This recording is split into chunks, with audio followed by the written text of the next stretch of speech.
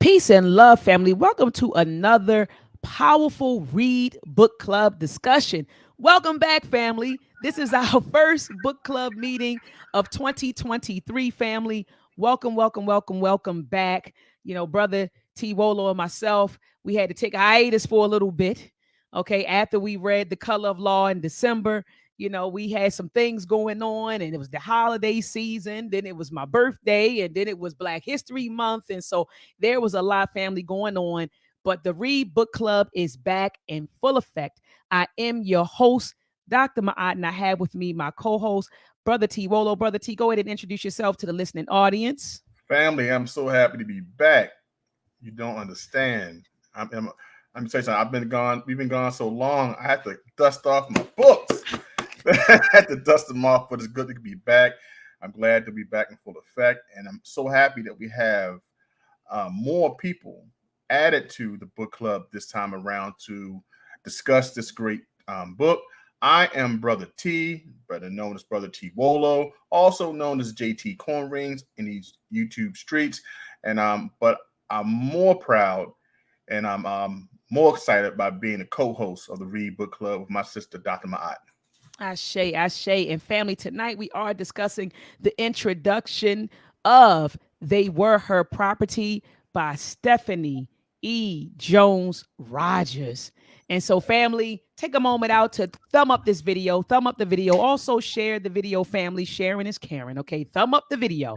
So right now, I want you to thumb up the video, okay? Then I want you to share this video. Let's get the views up and let's get the information out to the people. Social media is inundated with a lot of misinformation, disinformation, and malinformation. So let's get the information out to the people, family, okay? Also, family, if you ever want to join the Read Book Club, we have a Facebook group chat. So let me know if you're on Facebook and I can add you to the Facebook group chat. Otherwise, just simply join in or tune in every Sunday at 7 p.m.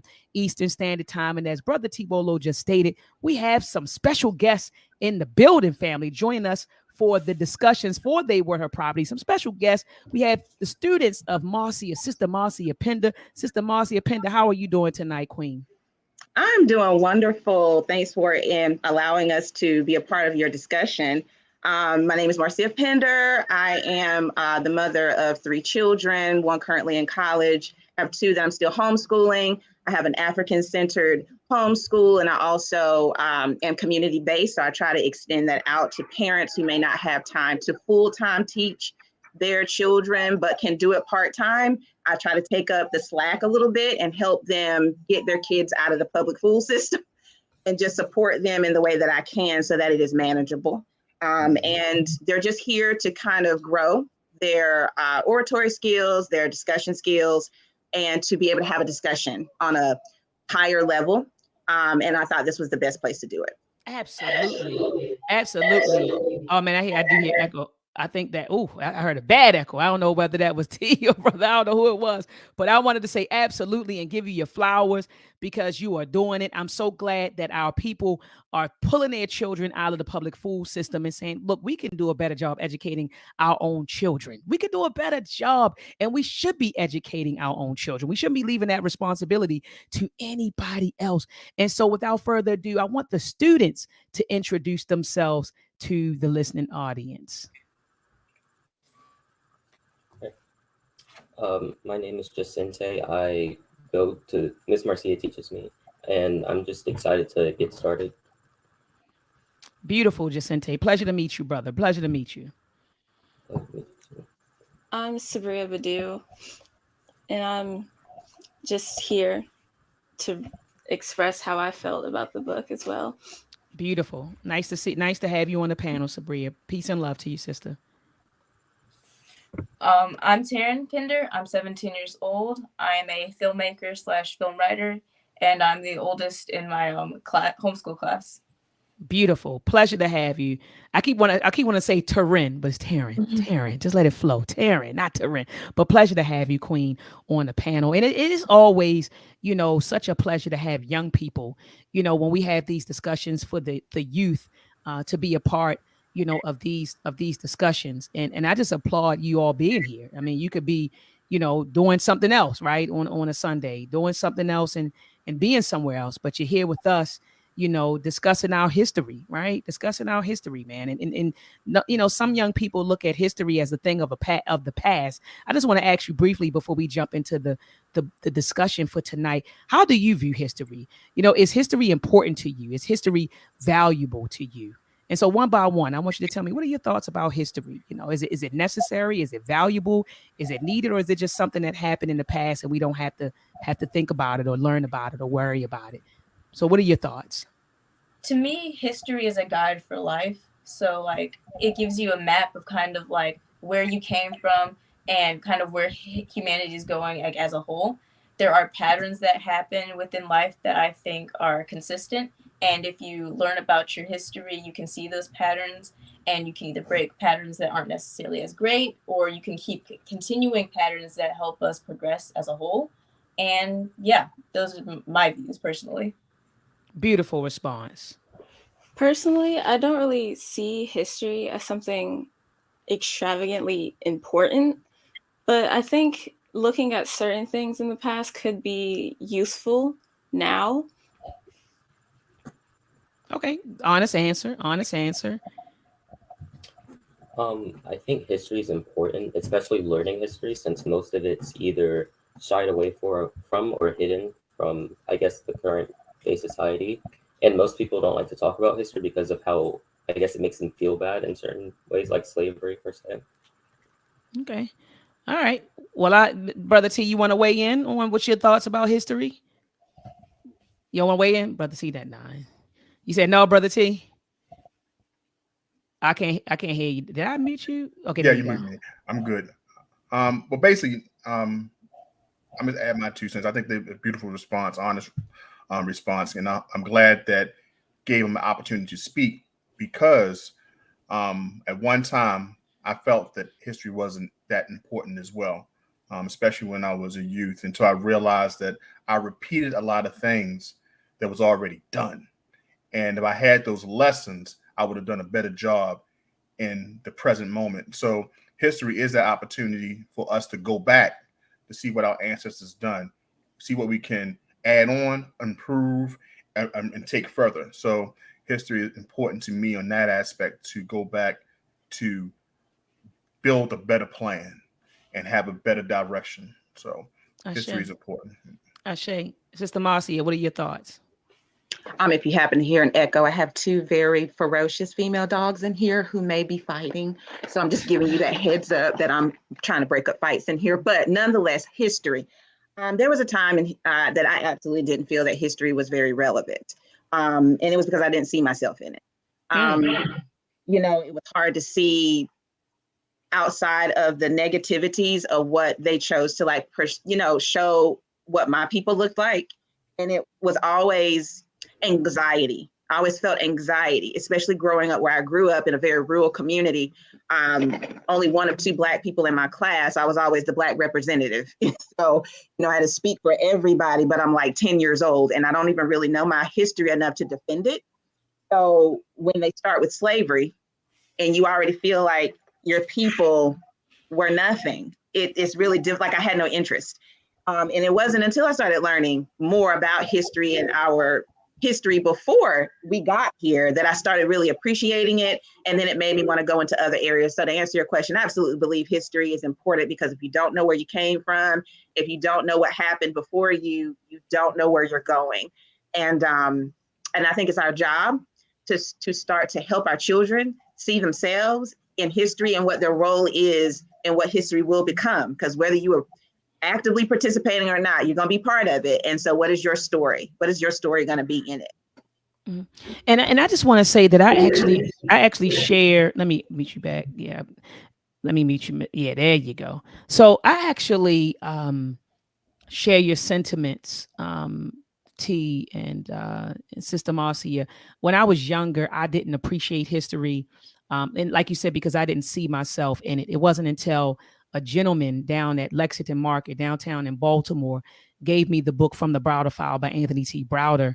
When I began to actually see myself in history. So learning about, my ancestors, right? Like learning that our history doesn't begin with slavery, learning about Kemet and all of the great things that came out of, the Nile Valley civilizations, learning about melanin, learning all of that good stuff. And then that's when I became like immersed in it. I wanted to go to school to be a history major, at that point. So that's when I became interested in history, once I began to see myself in history.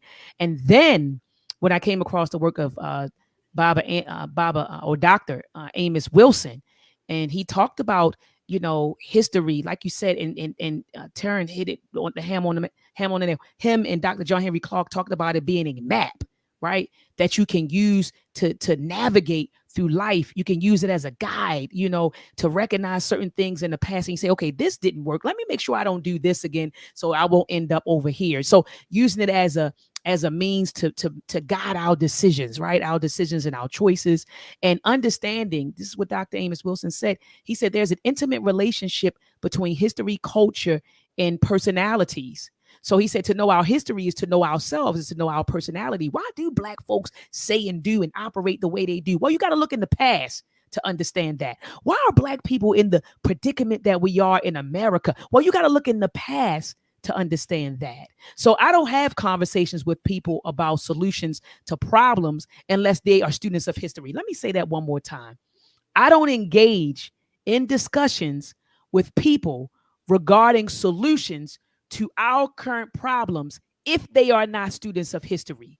Because if you don't know history, then you can't tell me the factors or the practices or the laws or the conditions that shape who we are and what we are and where we are presently. So how can you give me a solution if you can't even explain to me what transpired? So history is extremely important because history helps us to understand the world around us. All right, so without further ado, let's jump into the book. The first, I don't want to say first chapter, this is the introduction or the introduction to They Were Her Property. Brother T, you already know that I always throw you the ball first. This is the introduction. And I thought it was pretty exciting. I pulled out my points as I always do, and I wanted to focus on this, and anyone can chime in right after. Does my sound good? Make sure I'm not having any feedback, correct? Great, awesome. I went straight to when the author started off in 1859, the touring antebellum South, the journalist and New York Tribune editor James Redpath attempted to explain for his readers why white Southern women opposed emancipation. He believed that their sentiments were tied to a lifetime of indoctrination, reared as they were under the shadow of a peculiar institution.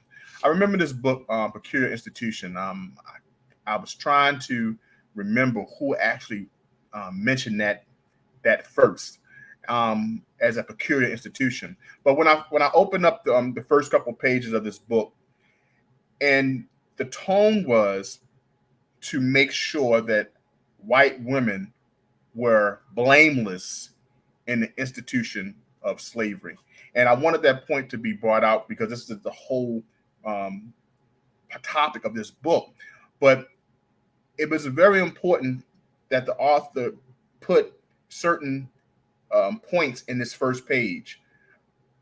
Going to the second paragraph, Redpath assumed that white Southern women did not know Negro slavery as it is, because their society shielded them from the institution horrific realities. It was really important, just based off this first couple paragraphs, that white women were held blameless of the horrific um, um, things that happened in slavery. History wanted to paint them as the fair sex, the blameless sex, and only think because you only heard about slave masters and not the new term that I learned, the slave mistress, which are basically we learned in later on in this introduction that the mistress had a definition of meaning a person who held possession. So I wanted to kind of bring out the points before we start how the first couple paragraphs painted a picture of women, white women, being blameless, did not know the horrific happenings of slavery, and think about how that picture is painted today. And I just wanted to bring those 2 points out in the first two paragraphs. If anybody want to expound on that or go further in the pages. No, I think you did a beautiful job. Like you, when I read it, I was thinking the same thing, that they were like, oh, they were painted as these innocent people who they weren't participants, right? Like it almost paints them as if they were like, folks on standby. They were on the sideline, kind of like watching it happen, but then Mm-hmm. kept away from certain things. They didn't witness certain things. They were ignorant, So, brother T, I think that you hit the hammer on a nail. So, That, go ahead. that word indoctrination made them feel like as they was just set by and just it was poured into them. Right. It was not. They wasn't part of it. It wasn't. Yeah, They didn't. No, it was, which is crazy. like they weren't active participants. You know what I mean? Right. Like they were just these, sideline folks just kind of watching it happen. They were ignorant. They were kept away from stuff. But boy, oh boy, did this brother, Right. Lit Young told a different story. They said he talked about a woman, a Irish woman, named Martha Gibbs. And so, from what I understand and from what I read, it says the Federal's Writers Project of the Workers' Progress Administration. So they recorded a bunch of accounts, a bunch of interviews by formerly enslaved persons. And so this particular brother Lit Young, he was a part, of the interviews. He was one of the interviewees. And according to him, he said, man, look, I had this woman, her name was, Martha Gibbs. He called her a big, rich Irish woman who wasn't who weren't scared. I'm sorry, scared of no man. It says she owned Mm-hmm. and operated a large steam sawmill. It says on the Warner Bayou in Vicksburg. It says where it emptied into the Mississippi River. So this woman, she was Irish. She was rich. And he said she wasn't scared of no man. He said she would curse you out in a heartbeat. She out cursed men. At one point, her husband, so one of her overseers was beaten on, an enslaved person. And, Mm-hmm. her husband tried to intervene, and she just had the attitude like, like it is what it is. So she could care less at the brutality. So what this interview did was totally dismiss what this brother said. Let me see. James Rudolph. I don't know whether it was a brother or not, but it totally dismissed what James Redpath, I said Rudolph, James Redpath thought. James Redpath thought that, oh, white women, they weren't active participants. Like you said, brother T, these were innocent people that was indoctrinated. They were kept away from it. But when you read the account of Lit Young and Martha Gibbs, we get a different side, right? We get a different side. We get a white woman that owned people, right? And it wasn't her husband. Remember, she was what they refer to as a married slave owning woman. So the people belonged to her, not him. He Right. married into wealth. This guy that was I think he was a surgeon or something like that. They say he was a Yeah, doctor or position. surgeon. Yeah, so a physician. But he was married into it, but he was trying to tell her. And she's like, look, I actually highlighted it on the next page. It says, Lit Young remember Gibbs' husband addressing her after witnessing the brutal whippings her overseer inflicted upon her slaves. He softly interjected, darling, you ought not to whip them poor black folks so hard. They is going to be free just like us sometimes. It says, unfazed, she snapped, shut up, shut up.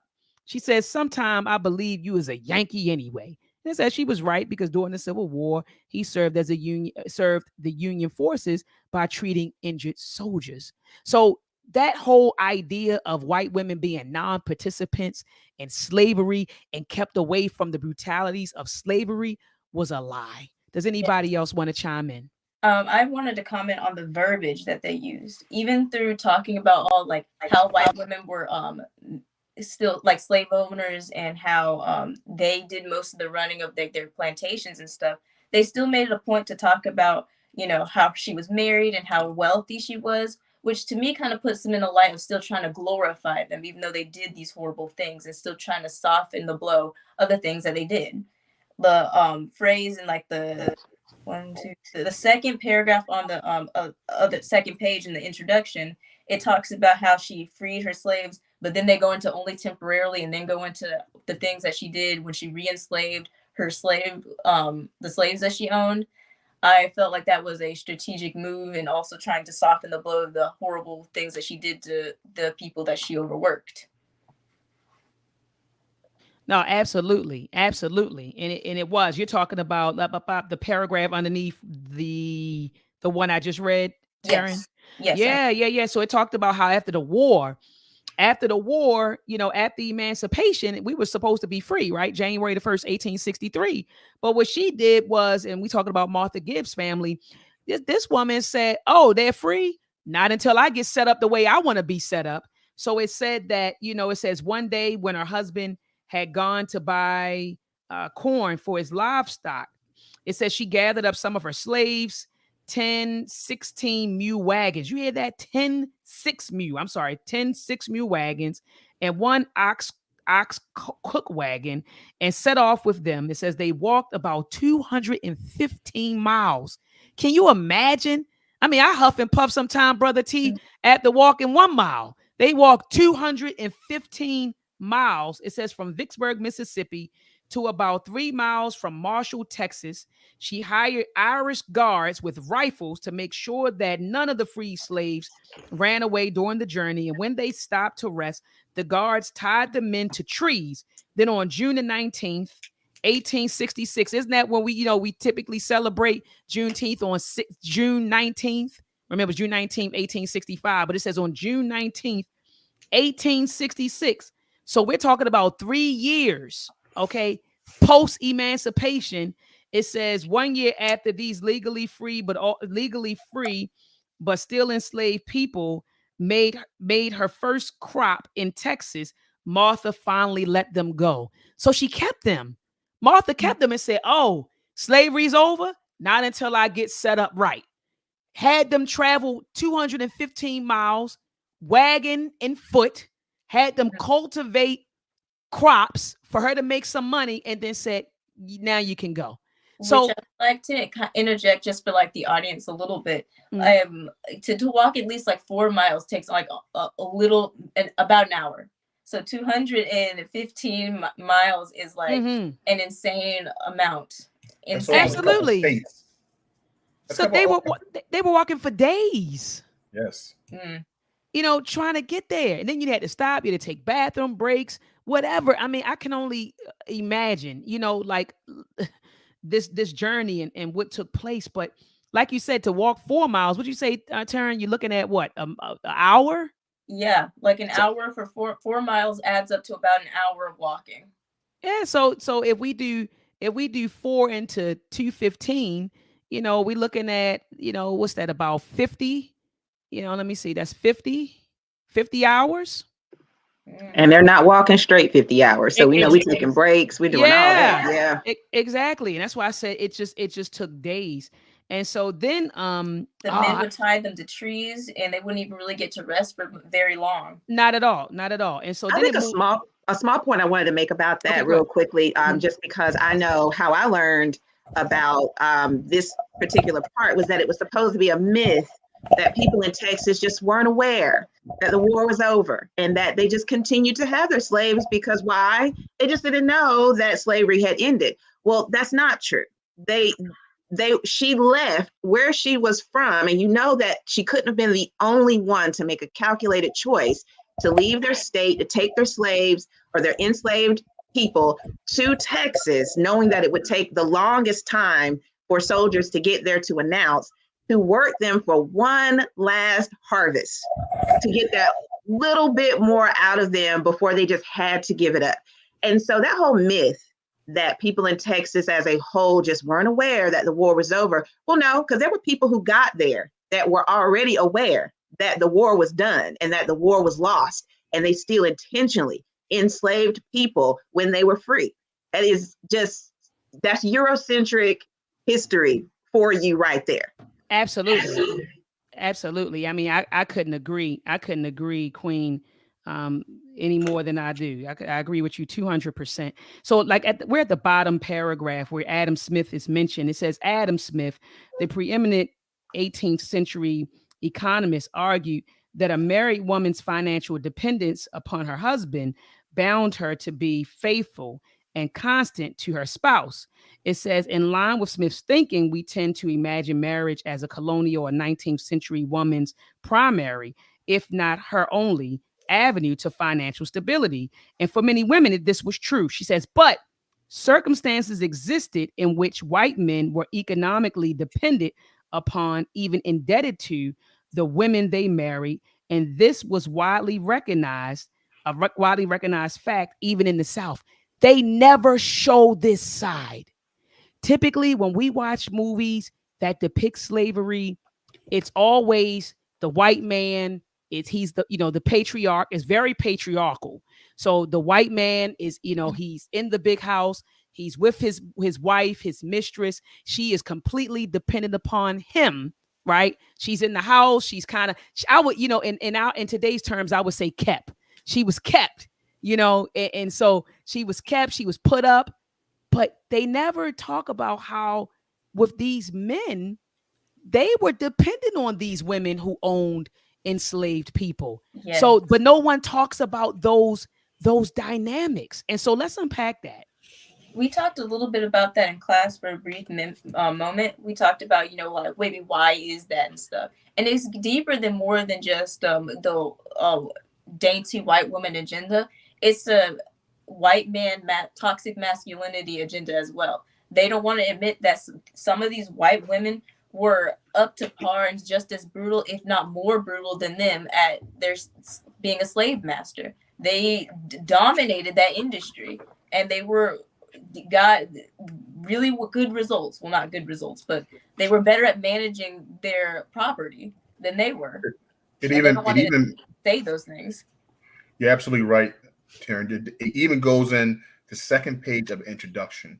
We go down to the last paragraph on the second page of the introduction. It says, in step with other slave owners throughout the South, Gibbs employed an overseer to make sure that the people she kept enslaved performed the tasks delegated to them, but she also oversaw her overseers. So she did the same task, just like, and like I said, in step with the other slave owners. So she did exactly. So it was no difference, because if we go to the third page to the last paragraph, it says historians rarely consider why slave ownership might have mattered to women in question, to the enslaved people they owned, to slaveholding communities, the institution of slavery, or more broadly, to the region. Historians have neglected these women because of their behaviors toward them. It's like historians still wanted to paint the picture that the women could not be as brutal, that they could not be as organized. But as we see in later pages, just like Taryn was stating, that because of the toxic masculinity of that era, that men had to be in charge. They had to put up the front that the men were really in charge. But as we see in these pages, women held the business down as well, and they made sure that they brought the wealth. I think even the president, Quincy Adams, his mother informed him that, hey, do not marry a woman for her wealth, but have your own. Right. So, but this just tells you at that time, men were also gold diggers. I was going to use something else in that term, but they were also knocking on the door of wealthy women to get what they want. But if we go back to a law that was put into place, and Dr. Ma'ai, I think you mentioned this in the book you read some time ago, on about when white women could not marry blacks and take the land that they owned along with them. So this also was another way that wealth was taken away from women at that time. So they could not share the wealth that could be passed down to generation and generation in terms they call land ownership. So this is something that you have to take in point as well, to happen, that some women at this time were taken to court to keep what they own, and people like Gibbs won, and they made sure they were equipped to win and be protected to keep what they had. But later on, men got weary of this and said, "Hey, I see that some of these women are marrying free slaves, or free, free. I use the word slaves now, No, I'm with but you. I'm with you. Africans who they could pass that wealth to. So what happened? They put in law, hey, this got to stop. Nothing can be passed down. You choose him or your land or your property. So these are things were placed later times that men can regain control of property and also make sure wealth wasn't passed down. Hey, brother T, check your text message real quick. I just sent you a quick text, but I couldn't agree more. And it's like you never think of white men being hypergamous. Like you never ever view white men as being hypergamous, but they did too. And it talked about there was a quote um, where it says in the slave, let me see, or maybe that's turned. So it says right here in the South, slave owning women possess the kind of wealth that prospective suitors and planters in training hope to acquire and have at their disposal. So so these men were hypergamous. These men were like, whoa, wait a minute. So he was saying one guy actually said, look, if you hook, you put you on the hook, you put a black person, and you can hook them as if you own black men, you own black people, you can hook them because people want to marry you because now they have access to that, you know. And so I keep hearing, I think that's you. That might be you, Sobrian. Sobrian. Yeah. Okay, there we go. That was you. First I thought it was Sister Marcia, then I thought it was Brother T. That's you, Sobrian. I keep hearing like this rattling sound. I can't explain it. Like it sounds like something is like shuffling, or because these mics are very, very sensitive and they pick up on everything. So that's why I just muted you, Sabria. But anyway, so I'll just say I just want to go back to the point that I was making is that you never ever view white men as being hypergamous. Like, but in this context, they were, especially if you were a white woman and you owned, enslaved people. They said, come on, like you need to marry her because now they have access to that.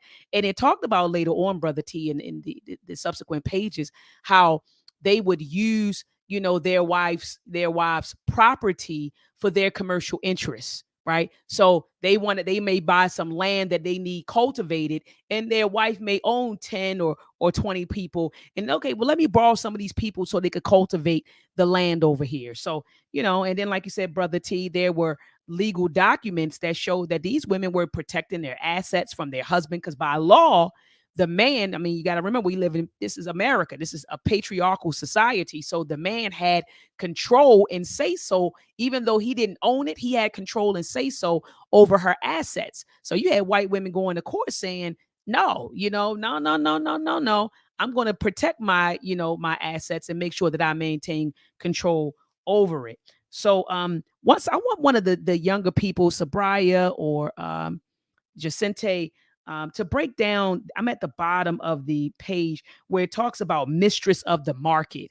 And Dr. Rogers breaks down the definition of mistress, because typically when we think of a mistress, you think of either the master's wife, or we may think about the side chick nowadays. We like, oh, that's the mistress. That's the side chick, right? So if somebody's cheating, the side chick is the mistress. Or, if we're thinking about in this particular, back then, you're talking about master and mistress. So the mistress of the house, the woman of the house.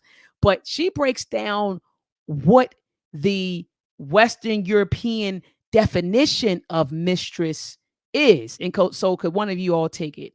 Jacinte and Sabria, either one.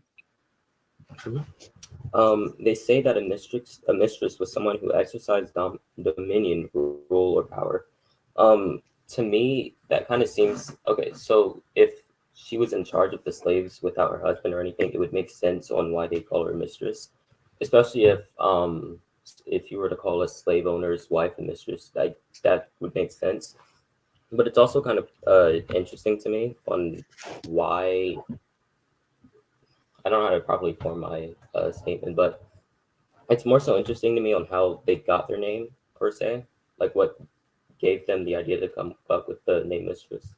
So Absolutely. Yeah. Does anyone else want to add on? Go ahead, Sabria.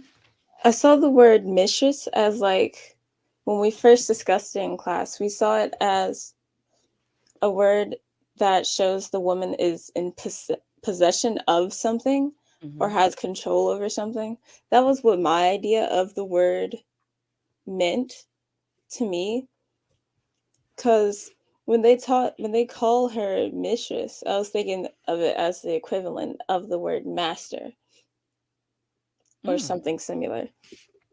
okay. Okay, beautiful, beautiful, beautiful. I never looked at it like I always thought, just a woman of the house. She was married to the slave master, or in today's, you know, um, I guess lexicon, we would say she was the side woman. So I, I was thinking along those lines, brother T. Taryn, you wanted to add? I was just gonna say the book specifically says by definition, in fact, the mistress was the master's equivalent. So they were equals. Thus, when South Carolina legislators declared that every master, mistress, or overseer shall and may have liberty to whip any strange Negro or other slave coming to his or their plantation with a ticket. So basically, they had equal powers and stuff. It wasn't that just the white women were just the wives that lived there. They were business partners. They were co-equals that ran this business together. Absolutely. Absolutely. And at the next page, on the next page, it talks about, it says the Western European mistress was defined in another important way that is relevant to the women. She said, I discuss in this book, and the central argument, I make a mistress was a woman who was skilled in anything.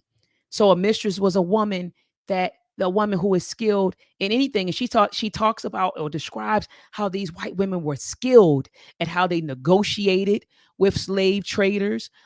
They watched the market, they evaluated the market, they knew when to go, when not to go.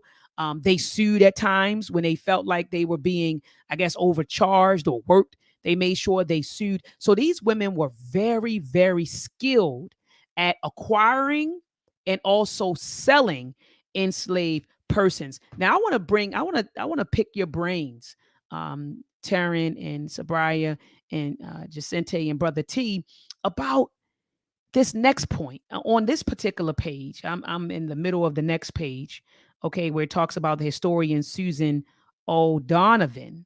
Okay, so it says Susan O'Donovan has argued that the South was a region where the slaveries were many and where freedom often assumed numerous and different gendered shapes. Although she was speaking about the experiences of enslaved people in particular, her conceptualization of many freedoms is also useful for understanding the circumstances that the white women discussed in this book confronted and created. Now, I have this in asterisks. For them, slavery was their freedom. Slavery was their freedom. They created freedom for themselves by actively engaging and investing in the economy of freedom and keeping African Americans in captivity. Let's pause right here. We got to remember we're dealing with a patriarchal society, right? Where you have the men here, the women here, right? But these women noticed that when they invested in the institution of slavery, they that came with a certain freedom for those women, right? Because now they have the money, they have the assets, they have some sort of power, some sort of control. So it's like, so while they were being oppressed, they were investing in an institution that was oppressing people. Do we see like the contradiction there? Like so you're oppressed, but then you're saying, well, I want some form of freedom. So they went over there and they invested in an institution of slavery where people were being abused and oppressed. So I was like, the irony of that. Does anyone want to unpack that? Yeah, I think it adds on to the manipulative behavior that we've already seen white women to have. I remember reading about in the book Birth of a White Nation. We read that as a class together, and they Beautiful talked book. about that basically the fake oppression of the white women and how they didn't have rights, but they did have rights. They just didn't have all the rights that they necessarily wanted to, as in they couldn't work like a man, but they did. They were able to own slaves. They were, and sometimes able to go to school. The only right that they really didn't have was the right to vote. Beautiful turn, Great brother. point. I don't understand why she just took everything that I was about to say and said it perfectly. Perfect example. Perfect example. Because I wanted to bring up a point that freedom came from the ability of having the ownership, and like you said, perfect point that you made, Dr. Ma'at, is the oppression aspect of it, right? So we look at the time after 1866. What other opportunities of employment or business setting did white women have? But as we learned in the book that Mr. Taryn just mentioned, um, we have to look at this. What made you a citizen of the United States? You had to be white Come on. and a man. Come on. And those rights and privileges were given to you, thus, when they chose to give it to you. So, as she mentioned, being white was the number one reason. Then, being a man, which you had all the privileges that the United States had given at that time. And then later on, women had the right to vote. Then you had, the possessions. So, this freedom gave them one thing that this country was built on: business, entrepreneurship. That gave you a step above everybody else, because when you married, even though families married, wealth married, not everyone had that opportunity. You had women who had to wait for a suitor, wait for a man who may have had something to offer to build. So you kind of was still subservient to that man, you know. But in this case, as Gibbs, she wasn't. She brought something to the table, and that was called ownership. And unfortunately, it was our ancestors. And she ruled them just as other slave masters. So that freedom came from not being told what to do and moving the way she wanted to move and having complete control. But as you see, it was in its peculiar institution. Absolutely. No, absolutely. I couldn't agree with you more. Sister Marcia, did you want to add on? Before I make my point, I actually remember a brief moment that I believe my student Jacinte was making in class about this in that book that because we actually read Birth of a White Nation as well as a class back in November, December. And there was a tie-in that we had figured out in class if he'd like to make it, if he remembers it. Do you remember what we talked about with voting? With voting or whatever point you want to make. If you don't make the point I'm thinking about, I'll make it myself. Okay. I was going to say that I noticed in Birth of the White Nation, they talked about before they brought the slaves to America, they would practice their techniques on the white women that they have, or any like poor white people that they saw. So I thought that the hatred, I shouldn't say hatred for Black people, but they kind of felt a sense of revenge from doing these things to Black people, or like owning them, because they before felt oppressed by their white husbands or the white men that they were around. So I guess projecting that hatred onto Black people kind of gave them a sense of freedom, or that's where they got their sense of freedom from. Yeah, and the only other point I wanted to make about the voting was, if they're only right that Taryn was saying maybe they couldn't vote. Well, I was explaining to my kids that depending on how you look at it, voting can be important or not. There are many communities in America that don't vote. Nobody goes to Asian communities to lobby a vote. They don't vote in huge blocks. And so, but then why is that? The reason why is because they don't need to. They're financially, in a lot of ways, independent. They're not financially dependent necessarily on the country for anything, and they have their own communities. They hire each other. They do business with each other. They have a way back home to order their products to get them here. Voting isn't that big of a deal to them because they're financially free. And so, to the point of white women, if they were financially free, they owned the slaves, they controlled their property, even to the point where they were the creditors to their husbands. Was voting really that big of a deal if they controlled the pocket? Who controls the pocket pretty much gets the say, because I could tell my husband, well, I'm your creditor. This is what I'd like for you to vote for. You still have some power there. And I think to act as if voting was really that big of an oppression for them, I don't think it was that big of an oppression for them. So No, thank you so much for that. Thank you so much for making that powerful point. And so I do want to move on to the next point. So I didn't know this on the next page, right? It says, and this is at the top paragraph, many of the slave owning women, she said, I discuss in this book, contended with some form of illiteracy. They either were unable to read and write or possess the ability to do one but not the other. Enslaved and formerly enslaved people's recollection about their female owners thus serve as some of the only archival records about these women to survive. So later for that, usually when we're watching movies about slavery, they always show the mistress going in the slave quarter saying, I'm gonna teach you how to read. I'm gonna teach you how to read. And don't, I taught him how to read. And here it is, we're reading that, those mistresses, well, namely the ones who were slave owning women, uh, they were illiterate in some form or fashion. Either they couldn't read or write at all, or they could read but couldn't write, or could write but couldn't read. So, there goes another, like you said, that Eurocentric history, Sister Marcia, that we get fed, and we sit and believe that stuff. They always show she's literate. When they show the white woman during slavery, she is literate. Hell, she teaching the enslaved people how to read and write. Don't tell the man, don't tell them that I'm teaching you, but and really, when you read the facts, she was illiterate. She was illiterate. And what they know about her, because she couldn't write down her story, we got it from the enslaved people, their interviews. That's how we know.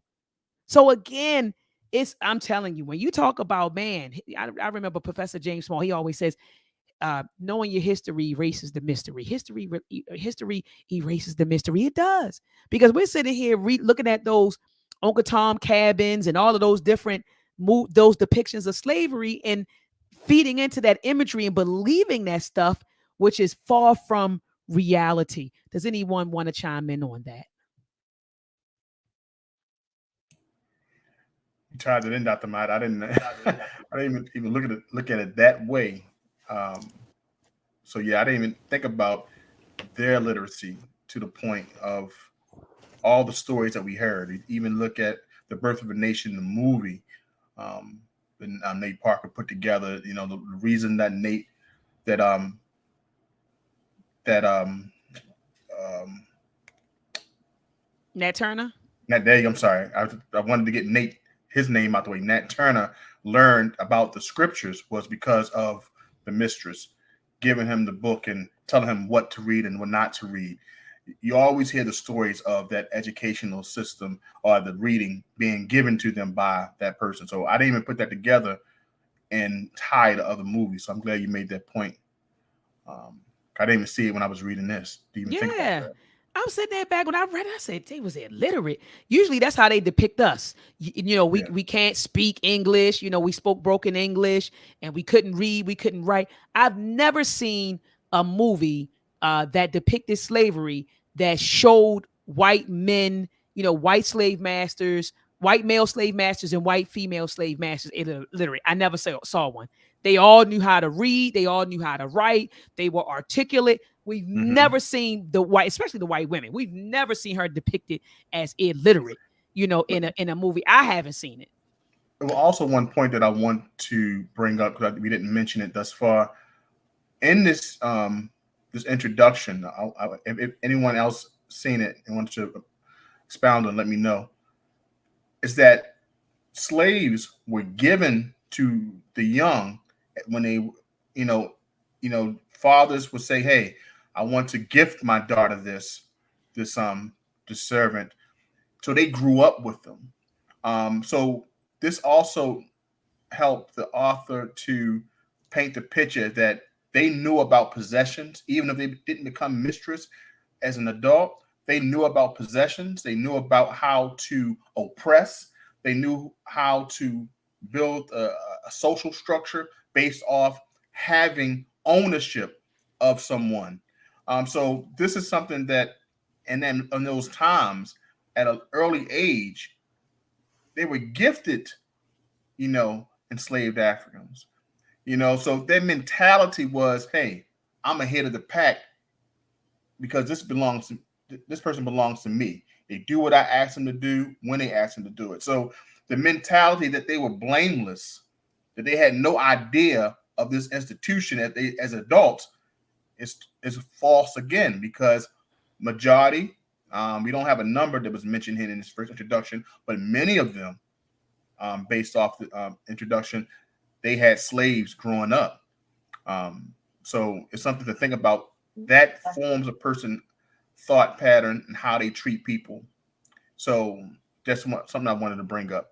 No, absolutely. I I mean, think absolutely. just wanted to share with, I think it goes with history to understand at this time as well that no more than enslaved Black people had an opportunity to learn. This time period did not value educating women either. So that whole idea that white women weren't literate makes so much sense. They weren't going to school. They were learning how to keep homes and rear children and, not cook and clean, but like, yes, at least knowing what the enslaved people were supposed to be doing. And if you couldn't afford to have slaves, because let's be clear, it statistically, it was the minority of white people in the South that owned slaves. It wasn't the majority of white people. You had to have some means to own slaves. But most households that did own it owned between 1 to 5 enslaved people. But nonetheless, if you weren't privileged enough to own slaves, you had to know how to run your house and cook and clean. So you weren't going to school. So that idea of all these well-educated Ivy League red white women is just baloney. And it's like, now that you can hear it out loud, it makes so much sense. Like, how did we not realize that was a total story told by the victor? Yeah, And I totally all agree. white people need a white savior story. Even in the midst of slavery, we need those white women holding those Black children, teaching them how to read, even though it was illegal and, she could have been prosecuted to the fullest extent of the law. We are going to tell that story because we need to look good somewhere. And I also think it's to dispel the brilliance of Black people. And how in the world do you teach yourself how to read when you can't read? Like, I still can't comprehend what magic in us we have to have to teach yourself how to do something that I can't comprehend how you do when you don't know how to do it. How do you know what an A sounds like? Like, how? And so in my educated mind, I'm just like, our folks were brilliant, and it had to be the ancestors. It had to be a higher power. It had to be something to allow our people to do something that's dang near, I think in my head, I can't even comprehend how you do it. But that's also, again, like I said, it is the whitewashing to make Black people seem dependent, that we couldn't do it without them. And yet we did. We absolutely, probably as a majority, taught ourselves how to read and write. And I can't explain it. It's magical to me. Yeah, I also think that certain things are also like how I stated earlier about like there are patterns within history and stuff. And not to attack anybody in case you happen to be one of those people who fit this kind of description, but if you look at, like, let's just say the stereotypical dumb blonde white girl, right? That has to come from somewhere. It didn't just come and start from anywhere. It's probably because back in the day, most people were like that and stuff. So I wanted to comment on that part. I was gonna make another. Oh, so later on in the introduction, it also mentions an article that was released in a school back in the day, and the young white girls felt so empowered by this article about white women owning slaves, and it gave them this sense of purpose. They're groomed from a young age to become these masterful slave owners, and that's like all they know. So like they're good at it. That's why they were probably better at it than the men, because they know how to run a household. They know how to be strict because they're taught to do that. Versus school, they go to this thing called finishing school, and finishing school is like how to manage that stuff. Okay. Is that the next chapter, Taryn? I thought it was in the introduction, but it might be I the don't next remember that. chapter. I It think you could skipped be. along. I when I wasn't sure what the It could reading Oh, okay. requirement was Yeah, going to yeah. be, I had them Yeah, read the introduction in chapter 1, so she might have Oh, recalled okay. that's a Yeah, little yeah. sneak something. peek, That's from y'all. chapter one. Preview, Preview. All preview. right. Yeah. She jumped a Um, couple pages. Yeah, I was just like, uh, when I'm sitting over here, brother T, like the finishing school. Then I said, no, that's not. Well, I brought up finishing school as an outside source. Finishing school is like just a thing I Oh, know okay. about that Yeah. wasn't Oh, mentioned in the okay. book, but I they thought you do. meant that they said it in the book. I was like, dang, did I miss something? No. You good. Okay. All right. Well, I know that in the end, it's 2 points that we can make before we close out, and I think we could kind of, you know, merge them. So she gets into a discussion. Dr. Roger gets into a discussion of the pros and cons of using the interviews of enslaved people. So she says that some historians caution scholars against relying upon the testimonies of formerly enslaved people gathered in the mid 20th century. They contend that formerly enslaved people could not possibly have understood what slavery entailed because, after all, most of them were only children when slavery thrived in the South. Furthermore, they suggest that even if the survivors were old enough to have experienced their bondage in all its dimensions, it was unlikely that they remember details, clearly after such a long period of time. Some 70 years had intervened between emancipation and the interviews. Moreover, most interviewers were Southern whites, many the descendants of slave owners. And in the face of such people, formerly enslaved interviewees probably felt intimidated and confused and were less likely to offer candid accounts of what they endured in bondage or the people who kept them enslaved. And so that was what she was saying that, most historians had cautioned scholars about. But she came back.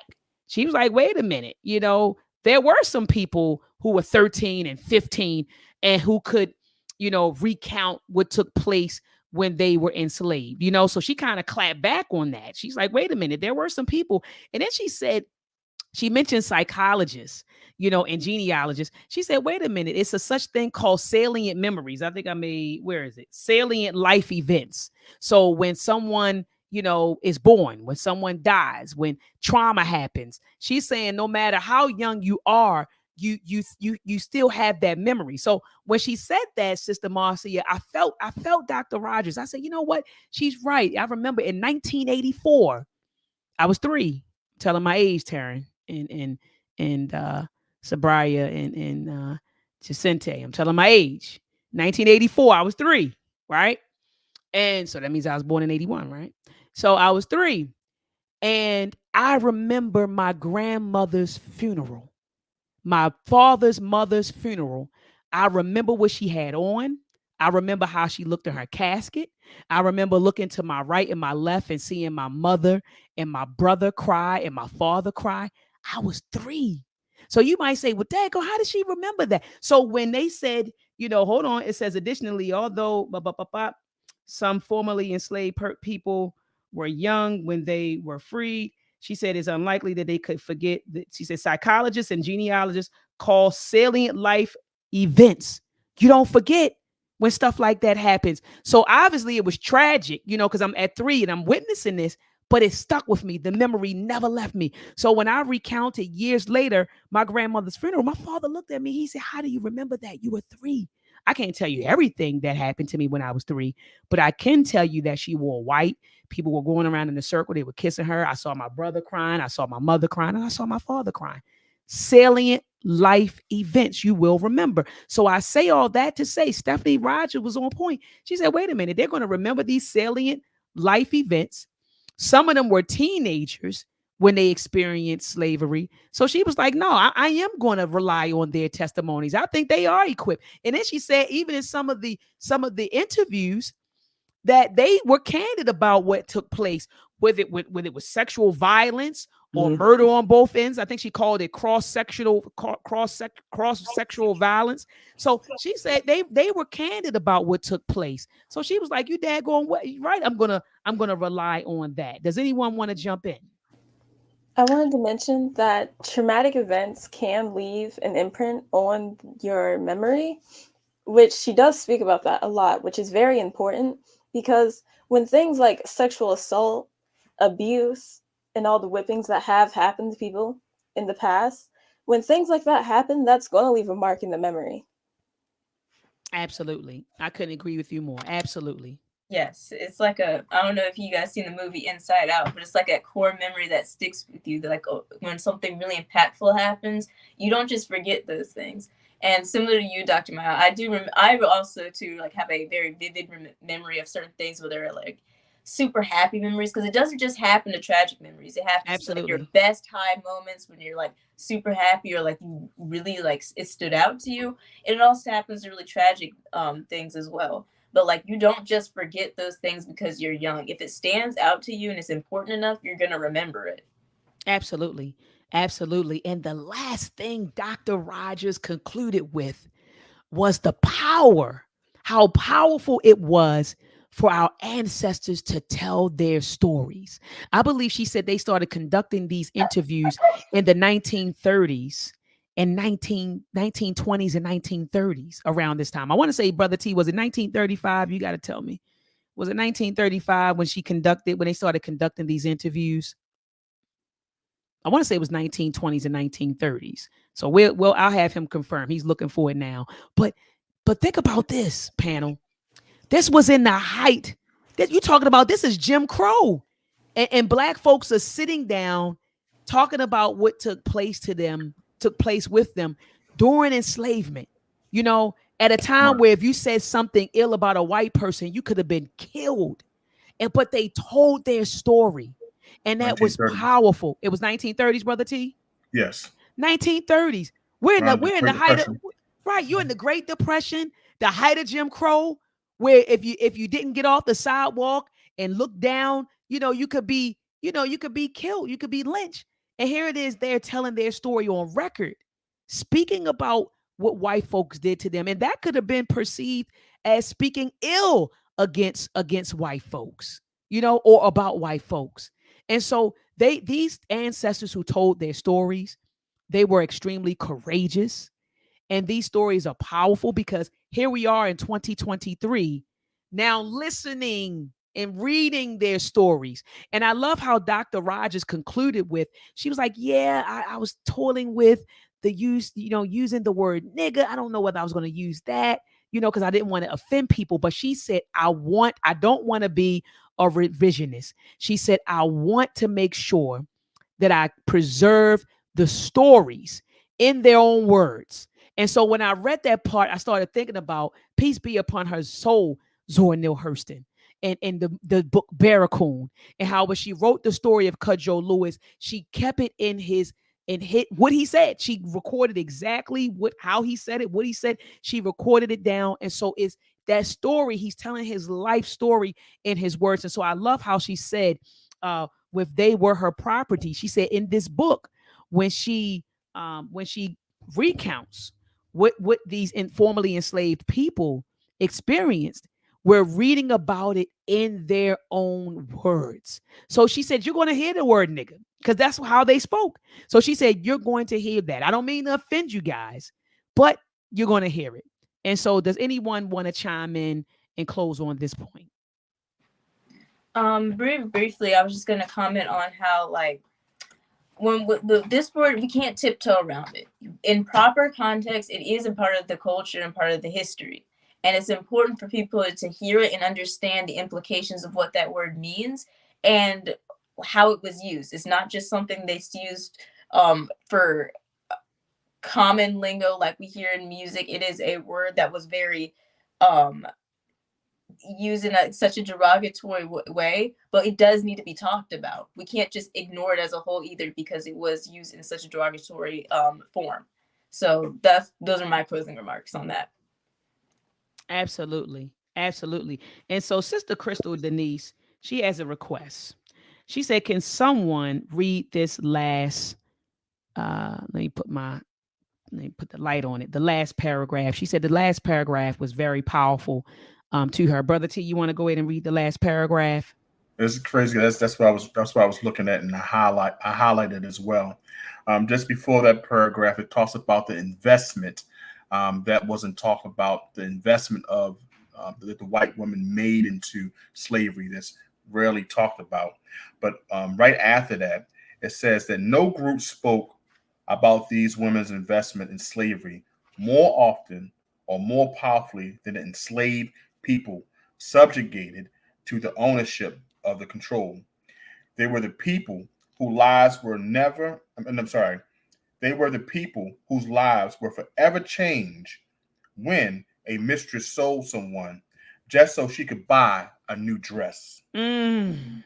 They were best equipped to describe the agony that shook their bodies and souls when they returned from errands to discover that their children were gone and the mistress were counting piles of money that they had received from the slave trades who bought them.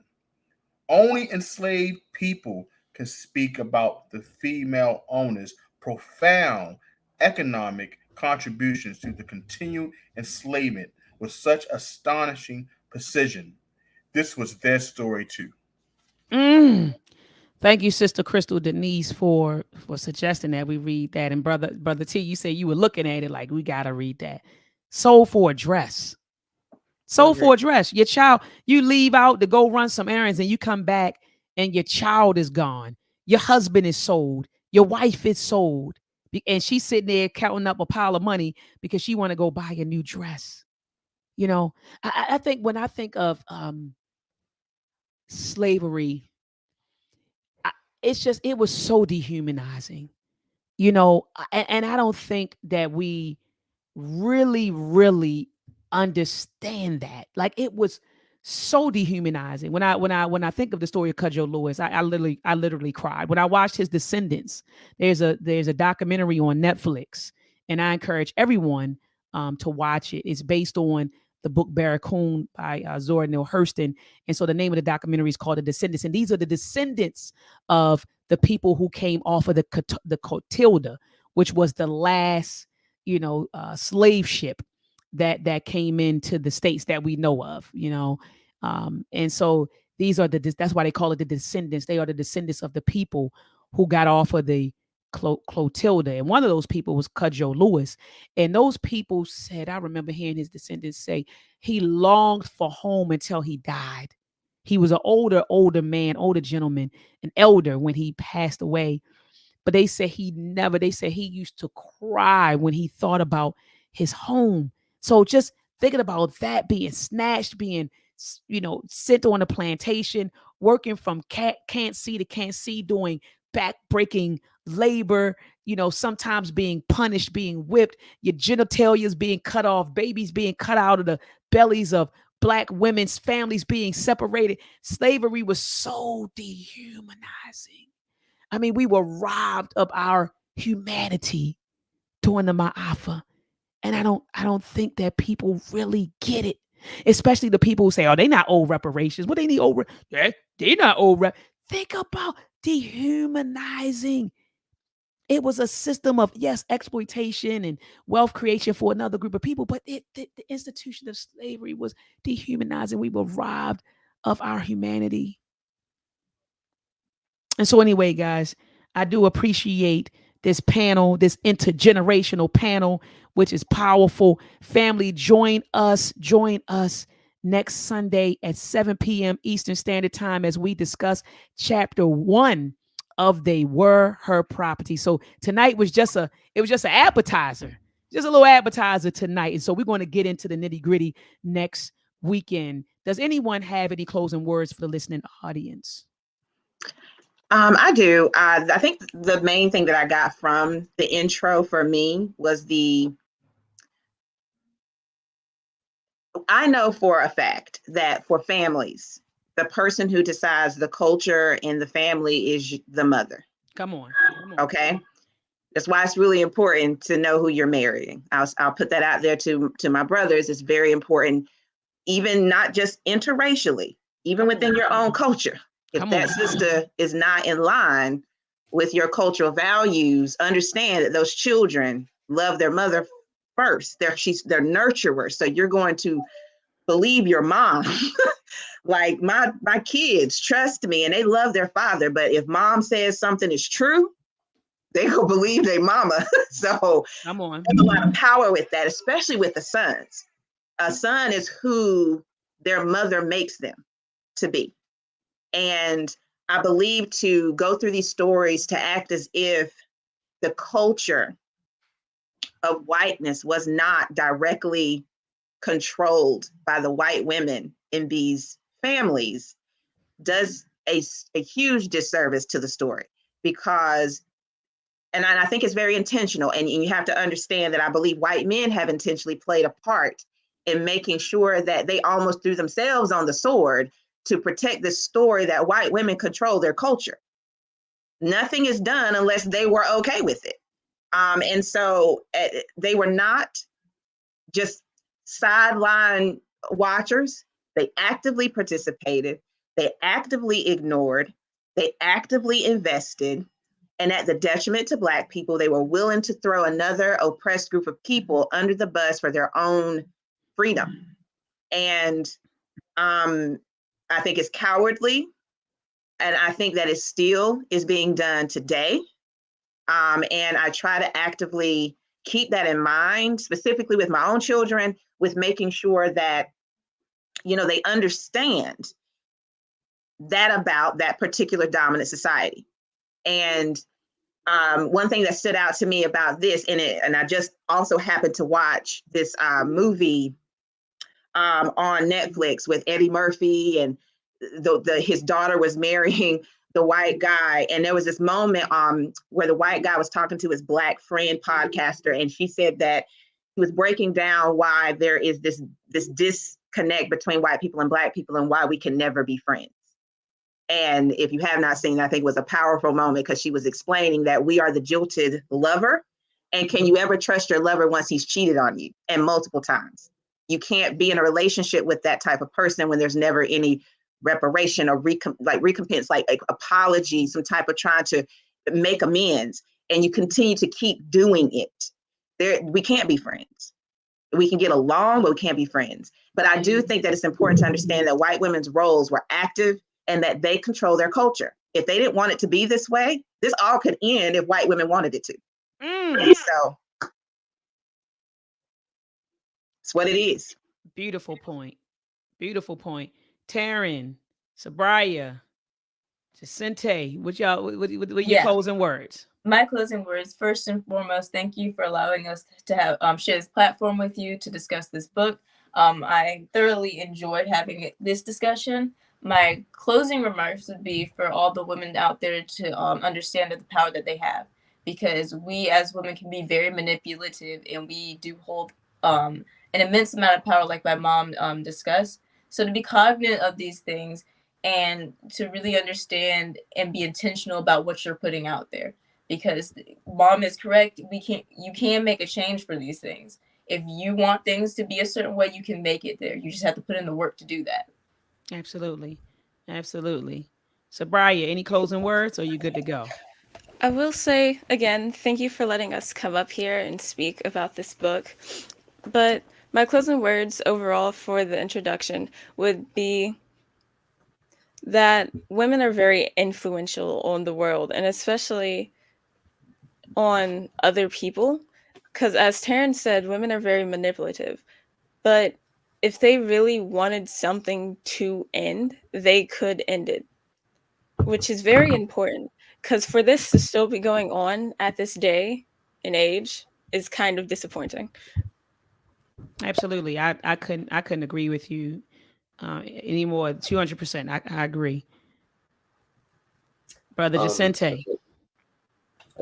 a closing point I wanted to make was I think it's important for everybody to kind of learn about Black history more so, or at least dive more deep into it, because there are certain things about slavery that we probably still don't know yet, to come to think of it. And kind of like what Taryn and Sabria said about how women have power and can be manipulative if they wanted to be. I feel like that kind of comes into play nowadays too, with like human traffickers and etc. and stuff like that. So that's what I wanted to close off on. Brother T. Excellent discussion. Definitely looking forward to um, getting to the other chapters. Great points made. Good insight. Definitely enjoyed it. Likewise, likewise. So I'm looking forward to our discussion next week. I just kind of glanced at the table of contents. So there are 8 chapters total, but 9, like if you include the introduction. So this is the first of 9. And so I think it's going to be I think we got a powerful panel put together. I think, is that your brother in the background, Yes, he Taryn? wanted to I, add something real quick too, since he's here now. So okay, go ahead, brother. Um, Now we're closing out, brother. You can yeah, add on, but we closing out. I will say something that I did take away from this book is how much power that people have, which is general to everyone, not necessarily just women, but men do have power too, but it's not as much as women. I never realized how powerful women are. Like, I knew that they were powerful, but I didn't expect them to be this influential to everything and how the way life is. No, no, and your mother hit it on. I remember she said this in the chat. She was like, "Yeah, the woman sets the culture." So you wonder why racism is still exists. It's being perpetuated through the womb of white women. How do you think you perpetuated it? It's being perpetuated and sustained through the womb of white women. And it's That's being pacified by liberal white women today. come on. That's a fact.